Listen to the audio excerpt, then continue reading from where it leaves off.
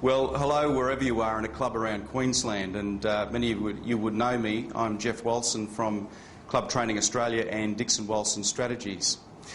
And Clubs Queensland has asked me today to talk about the essentials of business management for 2009 and 2010 against the backdrop of some challenging economic times. So what I'd like to do today is talk about the 10 elements, I think, the essential elements of business management through tough economic times. Well, before we go into the 10 essential elements, I'd like you to have a look at the chart that is right next to me or behind me on the screen.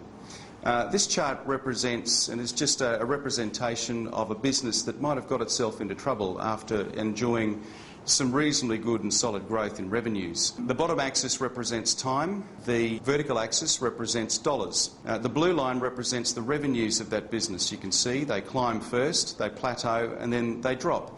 And this is typical of a business that goes through a highly competitive time or a downturn in its economic environment. The red line represents its operating costs, and you can see that they increase too as the business grows, but they take time to actually reduce as revenues reduce through a slowdown in activity. And so you can see the distance between the red line and the blue line, being the operating profit margin, actually reduces over time unless you're able to trim your costs according to your revenue profile.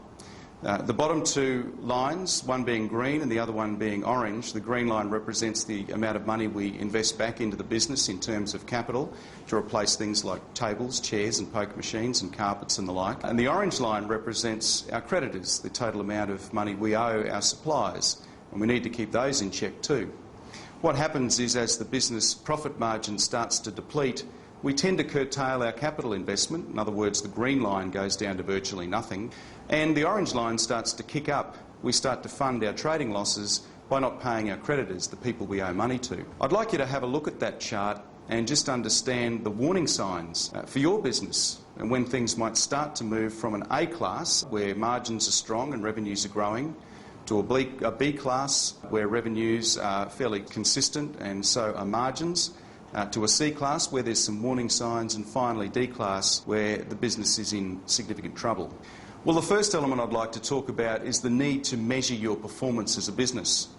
And the first thing I'd like you to do is think about breaking the business up into its key departments. I know many clubs do that, but there are key departments in your business and you really need to know how much money you're making out of those departments. The second element that I'd like you to think about is to identify 3 to 5 key business measures in each department that are critical for the success of each of those departments. And I think you know what I'm talking about. It's things like gross profit in catering, it's wages percentage in catering, and likewise gross profit in bar and wages in bar. I would also suggest you develop a one-page dashboard style reporting system. Now, dashboard reporting is becoming very, very common throughout all businesses in the business sector.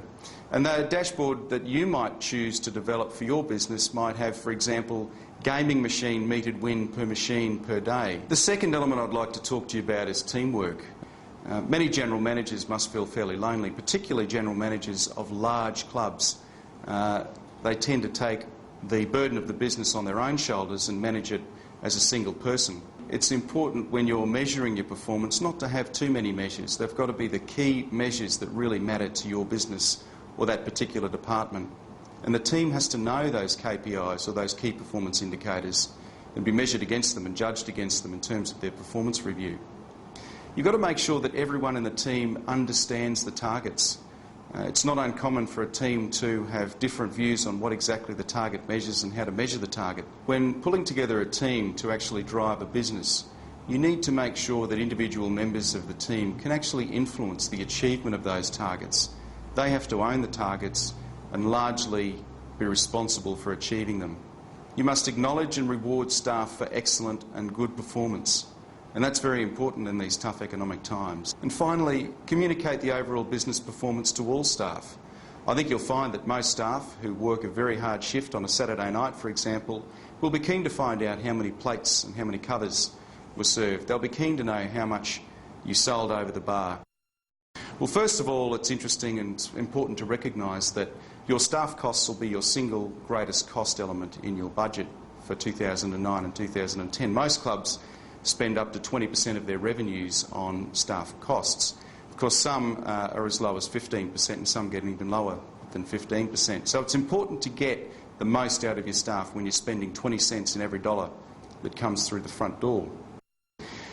Staff costs have a fixed and a variable component. Now, the variable component relates to the casual and part-time staff that you employ in bars and bistros and the like, and that is very, very variable. The fixed component, of course, relates to your management and your admin staff that tend to be on a full-time basis, and it's important to get the most out of those as well. The third element I'd like to comment on is the fact that we really, in terms of costs, we really need to recognise that it's not just the wages that cost your club in terms of human resources, the human resources costs, it's also all the on-costs associated with employing people. Now, I think in 2009 and 2010, more than anything, it's going to be important to continually review your management and staff structure, review salary levels and performance as always. We tend to get into this trap if the economic situation is not that great, of putting a cap on salaries. I think it's important to always recognise good performance. And if someone's performing well, don't be afraid to review their salary upwards. Of course, rosters need to be set against a budget. It's not uncommon for the budgets to be set by person A and the rosters to be done by a person who doesn't have anything to do with setting the budgets. And of course, there's a yawning gap in between and no communication in between. It's not uncommon, therefore, that wages often don't come in under budget when this happens. Typically, rosters are often prepared and not costed and not measured against projected sales for the particular department that the roster is prepared for. And we think these two elements are essential in terms of managing staff costs.